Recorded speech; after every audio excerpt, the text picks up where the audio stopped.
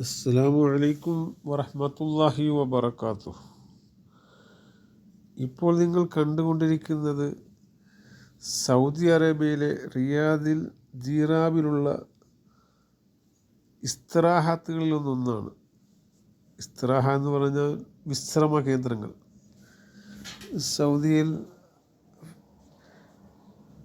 സാധാരണ എൻജോയ് ചെയ്യാൻ വേണ്ടി വരുന്ന കേന്ദ്രങ്ങളാണ്. സ്വിമ്മിംഗ് പൂളും കളിക്കാനുള്ള കോർട്ടുകളും എല്ലാ സജ്ജീകരണങ്ങളുമുള്ള സ്ഥാപനങ്ങളാണ് ഇത്.